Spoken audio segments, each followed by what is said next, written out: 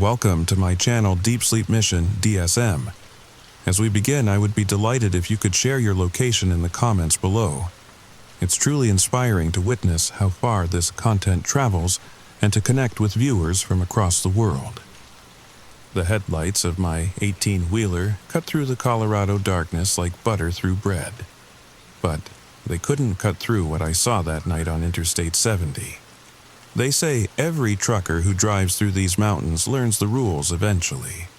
Some learn them the easy way, from whispered conversations at truck stops, from CB radio chatter that goes silent when you ask too many questions. Others learn them like I did. Before I tell you what happened, before I explain why I'll never drive that stretch of highway the same way again. Let me ask you something. Have you ever noticed how truckers seem to follow patterns that don't make sense? Why they stop at certain mile markers for no apparent reason? Why their CB radios go quiet at exactly 2:47 a.m. when passing through the Eisenhower Tunnel? If you're listening to this in bed right now, pull your blankets a little tighter, because what I'm about to tell you isn't just a story, it's a warning. And now the story begins. My name's Jake Morrison, and I've been driving trucks for 15 years.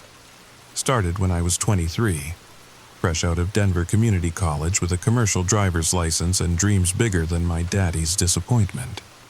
That October night 3 years ago, I was hauling a load of refrigerated goods from Kansas City to Salt Lake City. Standard run, nothing special. At least, that's what I kept telling myself. The weather reports showed clear skies, which in Colorado means absolutely nothing. I'd driven I-70 through the Rockies maybe 50 times before. But this was my first time doing it alone at night during what the old-timers call the quiet season. That's what they call October through November, when the summer tourists are gone and the ski crowds haven't arrived yet. The thing about the quiet season is, the mountain shows its true face. No crowds to distract it. No constant stream of traffic to keep it occupied, just you, the road, and whatever's been waiting all summer for the witnesses to leave. I'd been driving since dawn, stopped in Kansas City for my pickup around noon. The warehouse guys were acting strange. Kept asking if I was sure I wanted to take the night route through Colorado. Jimmy, the loading dock supervisor I'd known for 5 years, actually pulled me aside.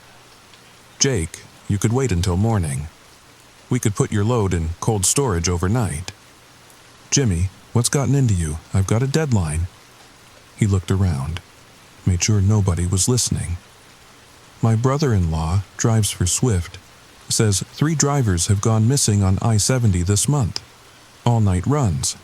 All during the quiet season. Missing? They find the trucks, engines running, cargo intact. But the drivers?" He shrugged. "State Patrol says they probably got picked up by someone, but what? The doors were locked from the inside. Jake, CB radio still warm. Coffee still steaming in the cup holders. Like they just vanished." I laughed it off then, told Jimmy he'd been listening to too many podcasts, but his words stuck with me as I crossed Kansas, watching the sun sink lower toward the horizon. By the time I saw the Welcome to Colorado sign, the sky had turned that deep purple color that comes just before full dark. I pulled into the pilot truck stop in Lyman around 9 p.m. to fuel up and grab some of their famous chicken fried steak. The place was nearly empty. Just me and 2 other rigs. One belonged to an old-timer named Earl. Recognized his cherry red Peterbilt with the airbrushed eagle on the side. He was sitting alone in the diner, coffee getting cold while he stared at nothing. "Earl." I nodded, sliding into the booth across from him. He looked up, and I swear his face went pale when he saw me, like he'd seen a ghost, or maybe, like he was looking at someone who might become one. "Jake, you heading west tonight?"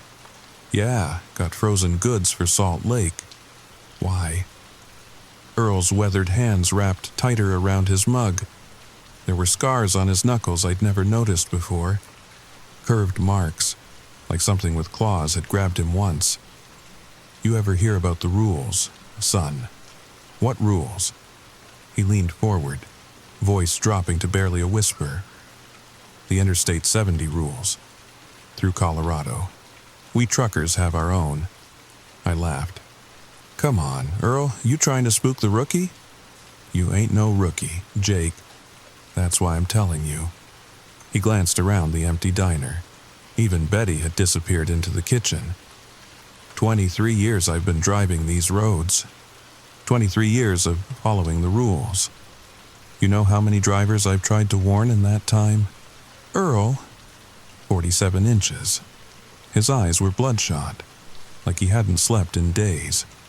You know how many listened? I didn't answer. 12? Jake? 12 listened. The others. He pulled out a crumpled piece of paper from his shirt pocket. It looked old. Older than it should be. The edges were brown, like they'd been burned. Write these down. Follow them to the letter tonight. Earl, this is... Tommy Fredericks didn't listen. Found his rig jackknifed near Georgetown last week. Cargo perfect, not a scratch on the truck. Tommy's boots were still in the cab, both of them, with his feet still in them. My laughter died in my throat. Bobby Chen thought it was all superstition. His wife called me yesterday, asking if I'd seen him. State Patrol found his truck at the Eisenhower Tunnel, engine running. His dinner half-eaten. His shadow was still in the driver's seat. Jake, just his shadow, burned into the leather like someone had taken a blowtorch to it. Earl pushed the paper toward me. Write them down. Now. The waitress, Betty, came over with my order. She saw what Earl was doing and just shook her head, setting my plate down without her usual chatter. Earl's handwriting was shaky, but I could make out what he'd written. 1. Between mile marker 359 and 361. Never look in your mirrors for more than 2 seconds. 2. If you see a broken down white van near Vale Pass, do not stop. Radio for help, but keep driving. 3. At exactly 2:47 a.m., if you're in or near the Eisenhower Tunnel, turn off your CB radio for precisely 3 minutes. 4. If you hear children laughing on the CB between midnight and 3 a.m., immediately switch channels. 5. Never, under any circumstances, pick up a hitchhiker wearing a Denver Broncos jersey number 87. I stared at the list.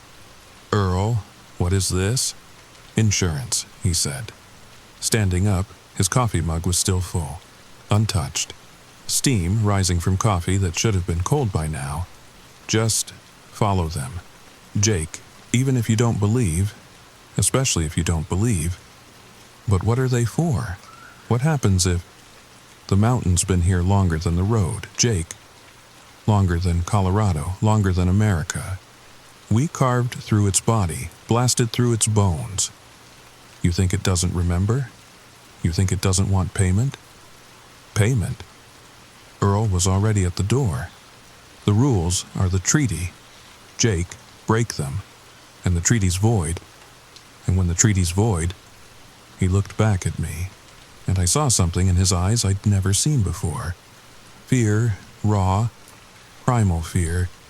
They take what they're owed. He left without another word. Betty wouldn't meet my eyes when I paid my check. As I walked to my truck, I noticed something else. Every other trucker in the lot was watching me. Not obviously, but in their mirrors, through their curtains, like they knew something I didn't, like they were saying goodbye. By 10:30 p.m., I was back on the road, Earl's list tucked into my sun visor. The temperature had dropped 20 degrees, and the first snowflakes started hitting my windshield around Georgetown. My Freightliner Cascadia was running smooth, heater pumping, Jake brake ready for the descents. Everything normal, everything fine. The CB crackled with the usual chatter. Truckers warning each other about speed traps and weather conditions. Breaker, breaker. This is Moondog heading westbound at marker 240. Road's getting slick. Boys, take it easy. Copy that, Moondog. This is Steel Horse, eastbound at 265. Chains required after marker 259. Normal stuff. Comfortable background noise that makes the long hauls bearable. But I noticed something. None of the eastbound truckers mentioned anything about what they'd seen coming through. Usually, you get commentary. Saw a nasty wreck at marker 205 inches, or a state bear hiding behind the bridge at 198. But the eastbound drivers, they just gave road conditions and went quiet. I'd almost forgotten about Earl's list when my GPS showed mile marker 358 coming up. The snow was steady now. Those fat Colorado flakes that look pretty until you realize each one is making the road that much deadlier. Between mile marker 359 and 361. Never look in your mirrors for more than 2 seconds. Ridiculous, right? But something made me count when I checked my mirrors at 359, 1 Mississippi, 2 Mississippi, and I forced my eyes forward. Nothing happened. See, just Earl trying to... That's when I heard it. A sound like metal dragging on asphalt, coming from behind me. Not just metal with weight behind it. Like someone dragging a shipping container with chains. Every instinct screamed at me to check my mirrors, to see what was making that horrible scraping sound. 1 Mississippi, 2 Mississippi, eyes forward. The sound got louder. Closer dot. My speedometer showed 45 mph. Safe for the conditions, but whatever was behind me was gaining. Fast. The scraping became rhythmic. Scrape, scrape, pause. Scrape, scrape, pause. Like footsteps. Massive, impossible footsteps. My hands gripped the steering wheel so tight my knuckles went white. 1 Mississippi, 2 Mississippi, eyes forward. Something passed me in the left lane. In my peripheral vision, I could see it was long, dark, moving without headlights. The cab shook as it passed, like when another semi blows by you. But the sound was wrong. No engine noise. Just that horrible scraping and a sound like breathing. Deep, wet breathing through something that wasn't quite a mouth. The smell hit me next, roadkill and diesel fuel and something else. Something older, like the smell inside a cave that's never seen sunlight. The thing, because I couldn't call it a truck anymore, accelerated past me. I caught a glimpse of the back end. It looked like a standard trailer at first, but the doors were wrong. They were pulsing, breathing. And through the gaps, a red light that wasn't from brake lights. When I reached mile marker 361, I finally looked in my mirrors properly. Nothing. Empty road behind me, but on the shoulder at marker 360, fresh gouges in the asphalt, like something massive had been dragged across it. And in the snow beside the gouges, prints, not tire tracks, prints. Each one the size of my truck's hood. My hands were shaking as I reached for my coffee. The CB had gone quiet. Not normal quiet, but dead quiet. No static, no distant chatter, nothing. The kind of quiet that makes you check if your radio's even on. Then, cutting through the silence like a knife, he followed Rule 1. The voice was clear, young, almost cheerful, but there was something wrong with it. Like it was coming from inside the cab rather than through the speaker. And it had too many voices layered inside it, like a dozen people speaking in perfect unison. "Who is this?" I grabbed the mic. "This is Big Jake. Who's on this channel?" Static, then laughter. Not quite human laughter. It went on too long, had too many notes in it. "The treaty holds, for now, 2 more tests. Jake Morrison of Denver. 2 more tests before the mountain decides." Decides what? I keyed the mic hard enough to crack the button. Whether you're a guest or a gift. The snow was coming down harder now. Visibility dropped to maybe 50 feet. the kind of conditions where you white-knuckle it and pray. But I barely noticed. My mind was still on that voice. Guest or gift? What kind of choice was that? It was exactly where Earl said it would be. Vale Pass, mile marker 187. Pulled over on the shoulder with its hazards flashing. An older model Ford Econoline, the kind families used to take on camping trips back in the 90s. Faded paint, rust around the wheel wells. Normal, too normal. The hood was up, and I could see someone standing beside it, waving their arms. They were wearing a bright yellow raincoat, the reflective kind, safety conscious. Everything about it screamed legitimate breakdown. My foot moved to the brake instinctively. Every decent bone in my body said to stop and help. The snow was coming down harder now, and at this altitude. In this cold, being stranded could be deadly. The person was jumping now, waving frantically, desperately. If you see a broken-down white van near Vale Pass, do not stop. But why? It was just someone who needed help. Maybe Earl was paranoid, maybe... That's when I noticed the snow. It was falling everywhere except around the van, like there was an invisible dome over it. The person in the yellow raincoat, their breath wasn't fogging in the cold, and their jumping. It was too regular. Up, down, like a mechanical toy. I reached for my CB instead. Breaker, breaker. This is Big Jake westbound at marker 187. Got a broken down vehicle. White van, shoulder side. Anyone copy?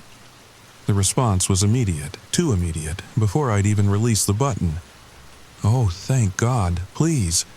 We need help, our kids are freezing.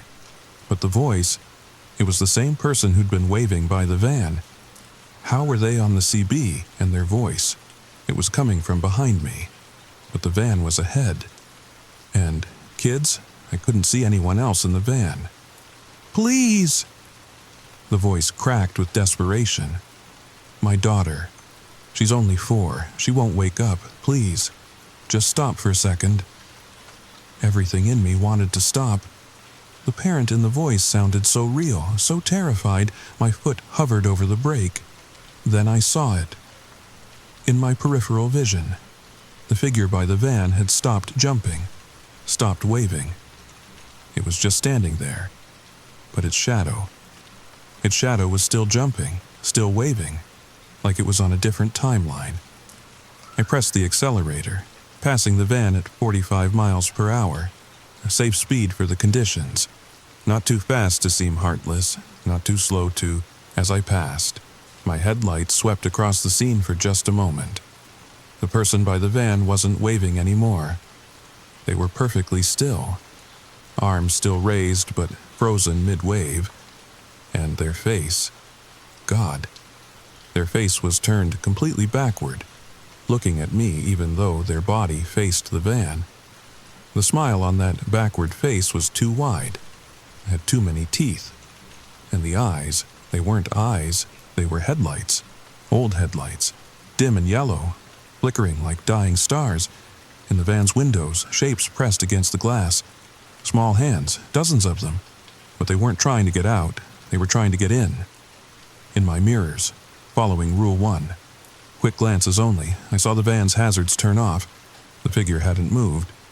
1 Mississippi, 2 Mississippi, eyes forward. The CB crackled. He followed Rule 2. Smart boy. But the night's not over. The mountain's still deciding. Still weighing. Weighing what? I shouted at the radio. Your worth. Every soul has a price. Jake Morrison. The mountain just needs to decide if you're worth more alive, or as part of the collection. What collection? But the radio went dead. I tried to key up, but the mic wouldn't work. The whole CB was frozen. Display stuck on channel 19. Even though the power was on, that's when I noticed I was approaching the Eisenhower Tunnel. The clock on my dash showed 2:41 a.m. The Eisenhower Tunnel, 1.7 miles of engineering marvel carved through the Continental Divide. the highest vehicle tunnel in the world. At night, it feels like driving through the mountain's throat. 2:46 a.m. I entered the tunnel. The fluorescent lights made everything look sick. Yellowish, 2:47 a.m. I turned off the CB. The silence was immediate and oppressive. Just the echo of my engine bouncing off the tunnel walls. But underneath that, barely audible. I heard it. Whispers. Hundreds of whispers. Coming from the CB even though it was off. I couldn't make out words. Just the rhythm of urgent, desperate communication. Like everyone who'd ever driven this tunnel was trying to warn me about something at once. My speedometer started dropping without me lifting my foot. 65, 60, 55. The truck was slowing on its own. The whispers grew louder. I could almost understand them now. Almost. 3 minutes. Earl said 3 minutes. How long had it been? The clock seemed broken. Stuck at 2:47. The speedometer hit 35, 30, 25. That's when I saw them. People standing along the tunnel walls. Dozens of them. Men in trucker caps and flannel, women in outdated clothing. All perfectly still, all staring at my truck as it crawled past. 20 miles per hour. 15. The whispers were screaming now. I lunged for the CB power button. The moment it clicked on, the speedometer jumped back to 65. The people vanished. The clock read 2:50 a.m. Picked up a load of timber in Grand Junction. Normal CB chatter. Like nothing had happened. I burst out of the tunnel into the snowy night, gasping like I'd been holding my breath. The clock on my dash read 2:51 a.m. 4 minutes. It had been 4 minutes, not 3. My hands wouldn't stop shaking. I pulled into a rest area near Silverthorne. Needed to walk around, clear my head. The snow had turned into a proper Colorado blizzard, the kind that makes you question your life choices. I stood outside my truck, letting the cold air shock some sense back into me. Maybe I was just tired. Maybe Earl had gotten into my head and I was seeing things. Yeah, that had to be it. The CB chatter had returned to normal. Truckers complaining about the weather, warning about black ice near Dillon. I climbed back in, determined to finish this run and forget about Earl's stupid rules. That's when I heard them. Children laughing. It started soft, barely noticeable under the static, but it was definitely there. Kids, maybe 7 or 8 years old, giggling like they'd heard the world's funniest joke. If you hear children laughing on the CB between midnight and 3 a.m., immediately switch channels. I reached for the channel selector, but the laughter grew louder, and now I could hear them talking. He's almost done. Just one more rule. Think he'll pick him up? They always pick him up. No, they don't. Remember the driver from Omaha? Oh yeah, they found his truck but never found him. More giggling. My finger froze on the channel selector. These weren't kids. Couldn't be. The voices were too knowing, too old despite their pitch. I switched channels. Silence. Then, you can't escape the last rule. Jake, it's already walking. I switched again. And again, every channel, the same children's voices. He's at marker 205. No, 206 now. Walking in this weather, he must be cold. He's always cold, that's why he needs rides. I turned the CB off completely. Screw the weather reports. I'd white-knuckle it to Salt Lake City in silence if I had to, but at mile marker 208, I saw him, a man walking along the shoulder, in a blizzard, at 3:15 a.m., wearing nothing but jeans and a Denver Broncos jersey. Number 87, every rational part of my brain said no one could survive walking in this weather dressed like that. But there he was, thumb out, ice forming on his mustache. The jersey looked brand new, like he'd just bought it from the team store. I wasn't going to stop, no way. But my foot hit the brake anyway. The truck slowed. "No," I said out loud. "No, no, no." But my hand was already reaching for the air brake. That's when another truck roared past me, horn blaring. The wind from its passage rocked my cab, snapping me out of whatever trance I'd fallen into. I slammed the accelerator, pushing past the hitchhiker without looking back. In my mirrors, 1 Mississippi, 2 Mississippi. He was gone, not walking, not standing. Just gone. The rest of the drive to Salt Lake City was quiet. No strange voices, no mysterious figures, just snow and road, and the growing dawn light turning the mountains pink, the aftermath. I made my delivery on time, grabbed a motel room and slept for 14 hours straight.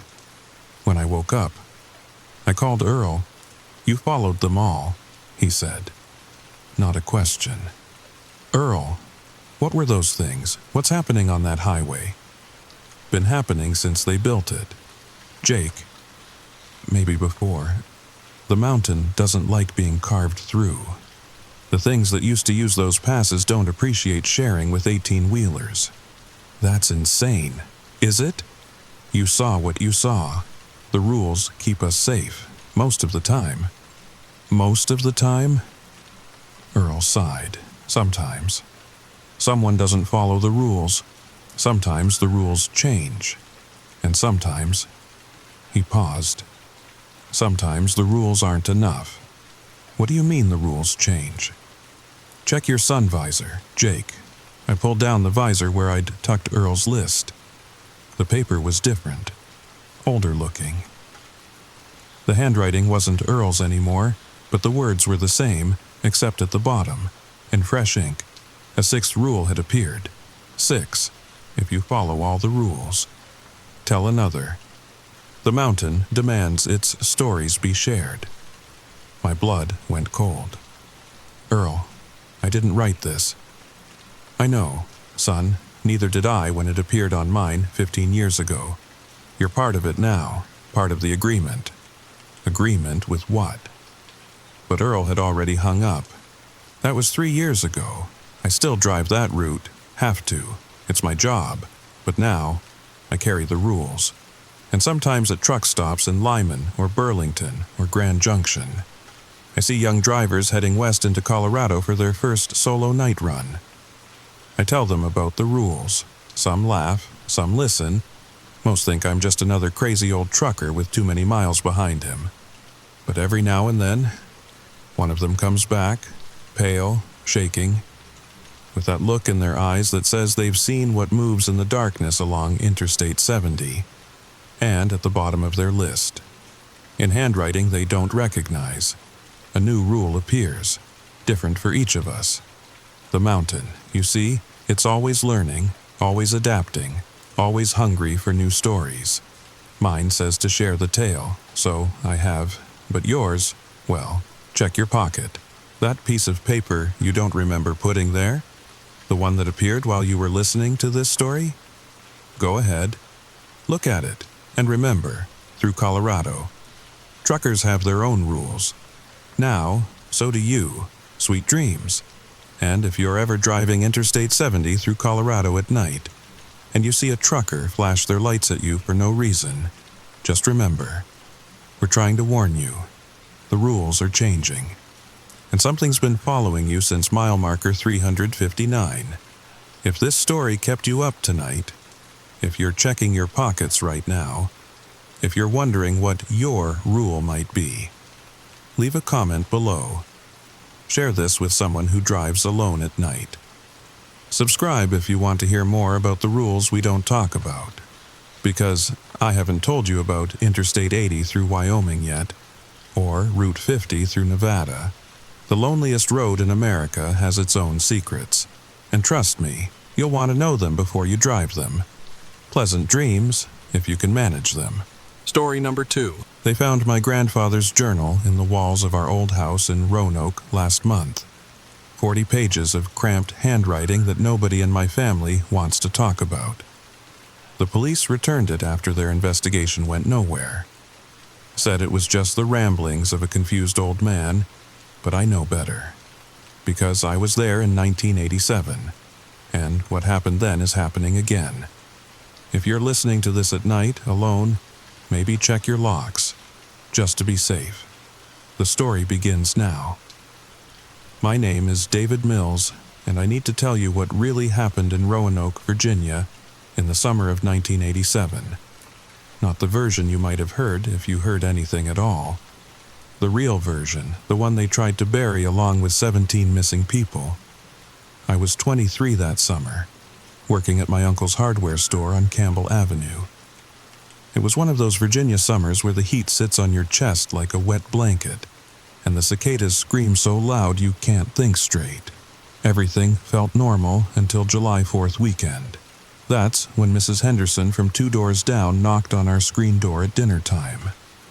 She was holding a casserole dish, which wasn't unusual, but her hands were shaking so bad the tin foil on top was rattling. "David, honey," she said, and her voice had this weird, hollow quality to it. "Have you seen the Johnsons today?" The Johnsons lived between us and Mrs. Henderson. Nice family. 2 kids, a beagle named Scout that barked at everything. I told her I hadn't seen them since the day before. "Their car's still there," she said, pressing the casserole into my hands, "but Scout's been howling all morning, and when I went to check..." She stopped, looked over her shoulder at their house. The front door was wide open, David. Wide open, but nobody's home. I remember the casserole was still warm. Tuna noodle. Mrs. Henderson's specialty. Funny how you remember details like that when everything else goes sideways. My dad and I walked over to check. Sure enough, the door was open, not forced, just open. Like they'd stepped out for a second and never came back. Scout was in the backyard, whimpering and pawing at the basement door. The TV was still on, playing the evening news. There were 4 plates on the dinner table, food half eaten. The milk glasses were still cold. We called the police, of course. Officer Reynolds came out, took notes, said they'd probably just had a family emergency. But I saw him taking pictures of something on the kitchen floor. Later, when I snuck back to feed Scout, I saw what he'd photographed. There were footprints in what looked like ash, leading from the dinner table to the back door. But the weird thing was, they didn't go outside. They just stopped. Right at the threshold. That was the first family. By July 10th, 3 more houses on our street stood empty.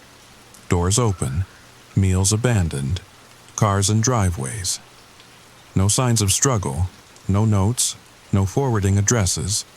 Just gone, like they'd been erased. The local news picked it up on July 12th. Mystery disappearances plague Roanoke neighborhood, they called it. They interviewed Officer Reynolds, who said they were investigating all possibilities. But I noticed something they didn't mention on TV. All the missing families had lived in houses built before 1920. All of them had basements with old coal cellars. And all of them had reported strange dreams to neighbors in the days before they vanished. Mrs. Henderson told me about the dreams over her fence while I was mowing the lawn. She said Mrs. Johnson had mentioned dreaming about people walking through her house at night. People who looked familiar, but wrong somehow, like relatives she'd never met, wearing clothes from old photographs. She said they were calling her name, Mrs. Henderson whispered, even though nobody else was around. Calling all their names, but in voices that sounded like they were coming from underground. That night, I had my first dream. I need you to understand something about old Roanoke. The city's built on limestone, riddled with caves and old mining tunnels from the 1800s. Most people don't know about the tunnels anymore, but my grandfather worked in them when he was young. Before they were sealed in 1943 after what happened then. In my dream that night, I was walking through my house, but It wasn't quite my house. The walls were the same, but they felt older, like they'd been standing for centuries instead of decades. I could hear something moving in the walls, not mice or squirrels, footsteps, dozens of them walking in perfect synchronization. Then I heard my name, David. It came from everywhere and nowhere, seeping through the floorboards like water. David, come home. I woke up, gasping, sheets soaked with sweat. It was 3:33 a.m. The house was silent except for the grandfather clock in the hallway. Then I heard it. A sound like breathing coming from the heating vent. Deep, rhythmic, patient breathing. I grabbed the flashlight from my nightstand and shined it at the vent. The breathing stopped immediately, but in the silence that followed, I could swear I heard something moving away, down through the walls, getting fainter and fainter until it was just my imagination. Maybe. The next morning, my mom was making breakfast like nothing had happened, but she kept dropping things. Her hands were shaking as she flipped pancakes. When I asked if she was okay, she just stared at me for a long moment. "Did you hear them too?" she whispered. Before I could answer, my dad walked in, looking like he hadn't slept. He had dirt under his fingernails, which was weird because he worked at the bank. He sat down heavily and said, "I think we need to talk about what my father wrote in those journals." That's when I learned about 1943. My grandfather had been 17 when it started. Same pattern. Families disappearing from old houses, open doors, half-eaten meals. But back then, 28 people vanished before anyone figured out the connection. They were all descendants of the original Roanoke settlers, the ones who'd built their homes over the old sacred grounds. The Monacan tribe warned them, my dad said, reading from one of Grandfather's journals. They said the land was cursed, that every 44 years, the earth would call back what was taken. 44 years, 1943 to 1987. 44 years exactly.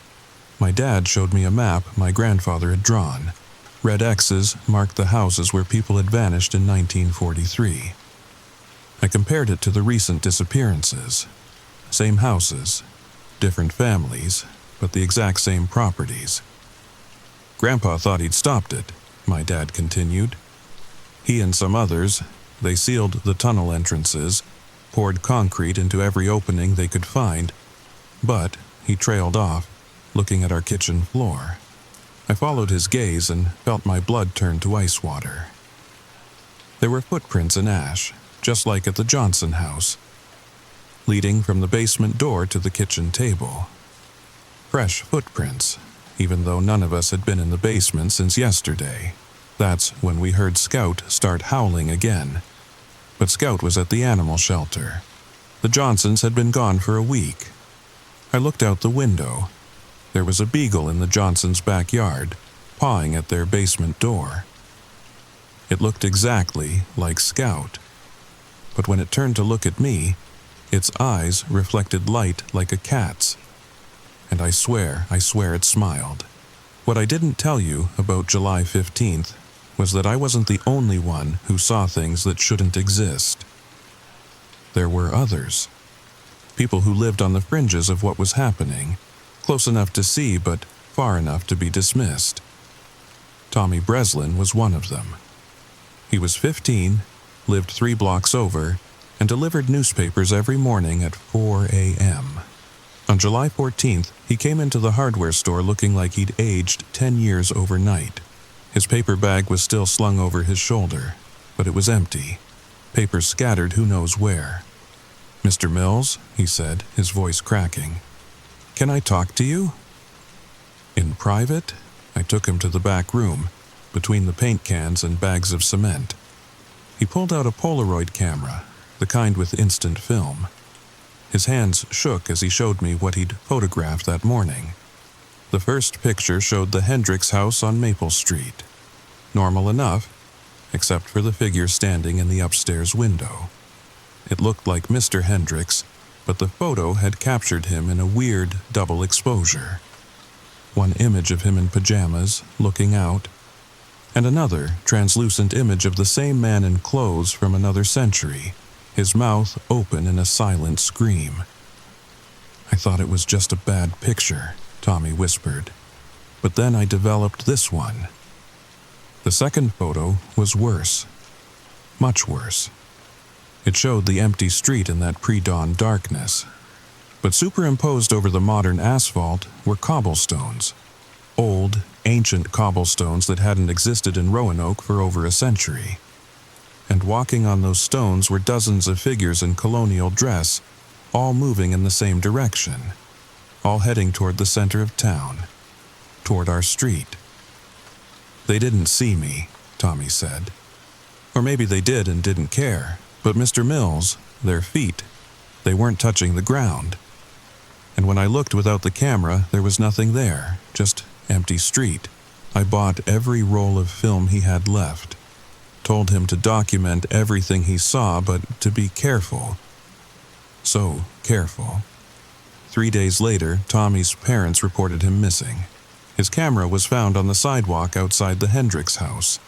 Film exposed, showing only darkness. But Tommy wasn't taken into the earth like the others. 2 weeks after everything ended, he turned up in Richmond, 80 miles away, with no memory of how he got there.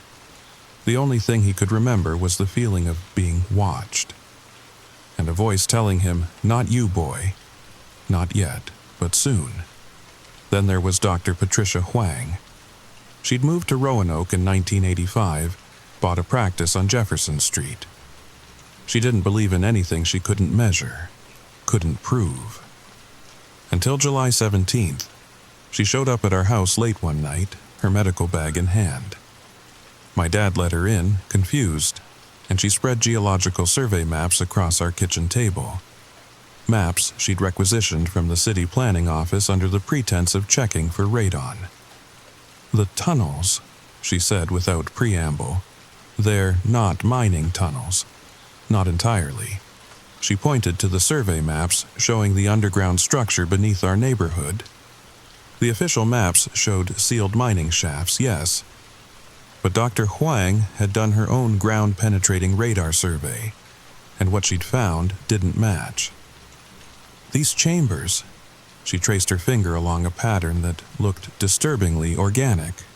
"They're too regular, too intentional, and they're not empty." She pulled out printouts from her radar equipment. Grainy, difficult to interpret. But once you knew what you were looking at, you couldn't unsee it. The chambers were filled with something. Something that moved in waves, like breathing. Like the earth itself was alive down there. "The disappearances correlate with increased activity in these chambers," she said. "And the activity, it's spreading. Each house that empties, the chambers underneath extend further, like roots growing." My father had gone pale. "What are you saying?" "I'm saying this isn't just people being taken," Dr. Huang replied.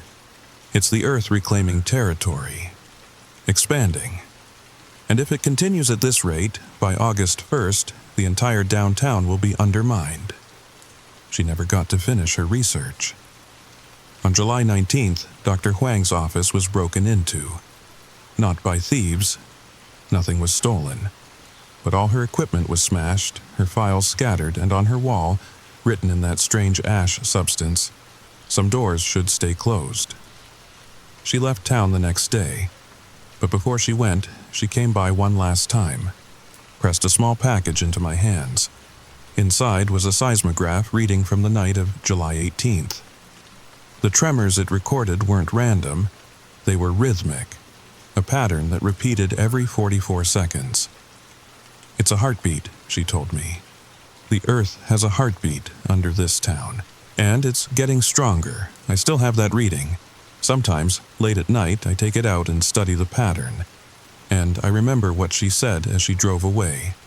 Whatever's down there, David, it's been waiting a very long time, and I don't think it's done yet." By July 20th, Roanoke was in full panic mode. The FBI had arrived, setting up a command center at the Civic Center downtown. They interviewed everyone on our street, sometimes twice. They brought in ground-penetrating radar, searching for underground chambers. They found the old tunnels, of course, but they'd been sealed since 1943, just like my grandfather's journal said. Or so they thought. I was working late at the hardware store on July 22nd when old Mr. Crawford came in. He was 93, one of the last people alive who remembered 1943. His hands shook as he grabbed my arm. "You're Paul Mills's grandson, aren't you?" he asked. When I nodded, he pulled me close. His breath smelled like mothballs and fear. "Your grandfather didn't seal all the tunnels, boy. He couldn't. Some of them, they weren't meant to be found by people like us.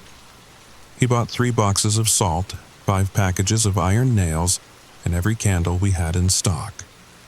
As he left, he turned back and said, 'When you hear them calling your real name, the one written in the old records, don't answer.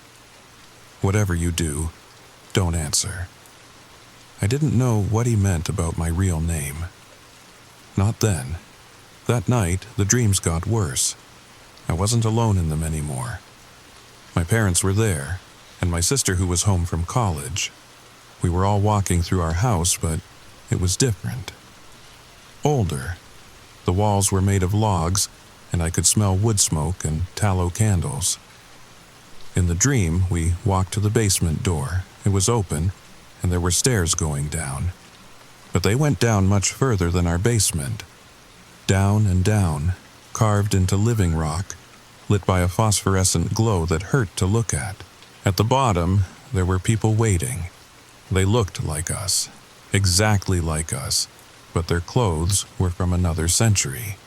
And their eyes were black, completely black, like pools of oil. The one that looked like me smiled and said, "Welcome home, Nathaniel." Nathaniel, that wasn't my name, but somehow, in the dream, I knew it had been once. Long ago. In 1587, I woke up at 3:33 a.m. again. My parents and sister were standing in my doorway, fully dressed. My mom was holding a suitcase I'd never seen before, old leather with brass clasps. "It's time," my father said. "They're calling us home." I tried to speak, to tell them to stop, but my mouth wouldn't work. They turned and walked down the hall. I fought to move, to scream, anything. Finally, I managed to throw myself out of bed. By the time I reached the hallway, they were already at the basement door. "Don't!" I managed to croak. My sister turned back. For a moment, her eyes flickered between normal and that terrible black. "You can fight it," she whispered. "You're not really one of us. Grandpa made sure. The adoption papers. Check the adoption papers." Then they walked through the basement door and were gone. Not down the stairs. Through the door. Like it was made of mist. I sat there in the hallway until dawn, afraid to move, afraid to look. When the sun finally came up, I opened the basement door. Normal stairs, normal basement, but on the concrete floor, 3 sets of footprints in ash, walking to the center of the room and disappearing into solid concrete. The adoption papers were in my dad's office safe. David Mills, adopted April 3rd, 1964. Birth parents unknown. But there was something else. A note in my grandfather's handwriting. "The bloodline ends with us. This child carries no curse. He is our hope." I understood then. The missing families, they weren't random. They were all descendants of the original lost colony. The ones who'd disappeared from Roanoke Island in 1587 and somehow ended up here, in what would become Roanoke, Virginia. Every 44 years, something called them back. Something that lived in the spaces between the limestone, in the tunnels that existed before humans walked this land. But I wasn't blood. I was chosen specifically because I wasn't. By July 30th, 63 people had vanished. The FBI had evacuated 3 blocks around the epicenter, which happened to be our street. but I refused to leave. I knew what my grandfather had done, and I knew what I had to do. In his final journal entry dated October 31st, 1943, my grandfather wrote, "The seal is temporary. The blood debt remains. In 44 years, they will call again. Someone outside the bloodline must close the final door, the one that opens from below, the one that can only be seen by those who don't belong." But there was more in that journal. Pages I hadn't shown my father. Pages that made my hands shake when I first read them. My grandfather had gone down into those tunnels in 1943. He'd seen what waited at the bottom, and he'd made a choice that haunted him for the rest of his life. "I found them," he wrote in shaky handwriting. "The 28 who vanished, they were alive, if you can call it that. Standing in perfect rows in a chamber that shouldn't exist. Their eyes were black as coal, and they spoke in unison, reciting names. Names of people who wouldn't be born for decades. Names of their children, their grandchildren. My name, my son's name, and a name they hadn't spoken yet, David. He'd known about me before I was born, or rather, he'd known I would need to exist. I sealed what I could," the entry continued. "But the entity, it let me. It was amused by my futility. It told me the seals would hold for exactly one generation. 44 years. The same span of years between the lost colony's disappearance and when the first settler built a home on this cursed ground. It's all connected, all of it. A cycle that began in 1587 and will continue until someone breaks it properly." The final paragraph was the worst. I left something down there. A part of myself, a promise. That someone of my blood would return, but not to be taken, to choose. The entity respects choice above all else. It feeds on obligation, on debt, on the chains that bind bloodlines. But a choice freely made? That's power it can't touch. That's how we win. I understood then why he'd arranged my adoption, why he'd been so specific in his instructions. I wasn't just a shield. I was a weapon. The only thing that could hurt something that fed on inherited guilt. The evening of August 1st, I received an unexpected visitor, Agent Sarah Chen from the FBI.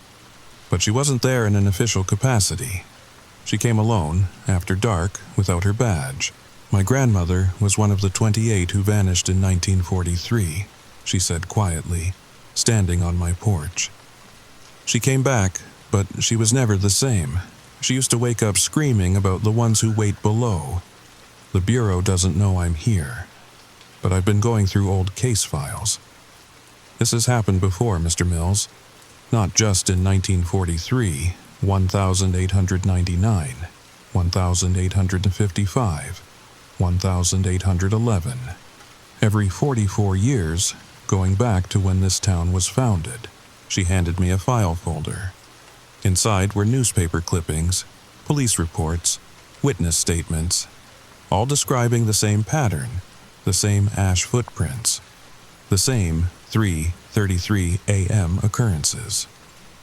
In 1899, a man named Thomas Whitmore went into the tunnels, Agent Chen said. He came back, and the disappearances stopped. But according to his diary, which the Bureau confiscated from his estate, he didn't close the door. He postponed it. He made a deal. "What kind of deal?" I asked. Though I already knew, the entity wanted recognition. It wanted to be remembered. So every 44 years it takes its tribute, until someone offers it something better, until someone offers it a sacrifice made from love instead of obligation. She looked at me with eyes that had seen too much. "Your grandfather tried, but he couldn't do it. He was bound by blood, by guilt. He couldn't make a free choice. None of them could. That's why it keeps happening. That's why it needs you." I spent 3 days preparing. Salt circles around the house, iron nails driven into every doorframe. And something else Mr. Crawford had slipped me before he left town. An old Monacan prayer written phonetically on a piece of deerskin. On the night of August 2nd, exactly 44 years after my grandfather's last entry, I went to the basement. The concrete floor looked solid, but when I spoke the Monacan words, cracks appeared. Not random cracks, but symbols, patterns that hurt to follow with your eyes. The ash footprints of my family glowed faintly in the dark. Then the floor opened, not breaking, not crumbling, just opening. Like an eye. The stairs were there, like in my dream, but now I could see them for what they really were. Not carved stone, but something organic, like the inside of a throat. The phosphorescent light pulsed like a heartbeat. I descended. Each step felt like pushing through thick water. The air grew dense, ancient, full of whispers and languages that predated words. At the bottom, they were waiting. All of them. The 63 who'd vanished. The 28 from 1943, and others, hundreds of others, stretching back in a line that disappeared into darkness. All standing perfectly still, their black eyes reflecting that sick light. My family was at the front, but they weren't my family anymore. They were wearing clothes from 1587, and their faces were both familiar and impossibly old. "Nathaniel," they said in unison, "you've come home." "My name is David," I said, and my voice echoed strangely like it was coming from somewhere else. "David Mills, son of Paul Mills, grandson of James Mills, and I am not yours." They tilted their heads, all of them, at exactly the same angle, like puppets on a single string. "All debts must be paid," they said. "The land demands its due." That's when I understood the final truth. They weren't being taken. They were being reclaimed. The original colonist had made a bargain, trading their humanity for survival, becoming something else, something that belonged more to the earth beneath than the world above. Every 44 years, their descendants were called back to fulfill that ancient promise. But I wasn't a descendant. I was an anomaly, a break in the pattern. "Then take me instead," I said. "One for all. An outsider's blood to pay the debt."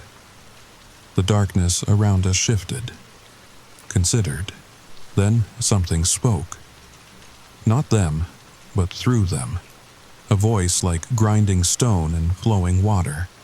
"You offer yourself freely?" "I do. You who carry no debt? To save those who do." There was a pause that lasted forever and an instant. The bargain is acceptable. The black drained from their eyes. My parents, my sister, all of them gasped like drowning people breaking the surface. They looked around in confusion, terror, recognition flooding their faces. "Run," I told them. "All of you, run." They ran, stumbling, crying, helping each other up those terrible stairs. I stayed, watching them go, feeling the darkness pressing in, waiting to claim its modified prize. But as the last person reached the top, something unexpected happened. The voice spoke again, almost amused.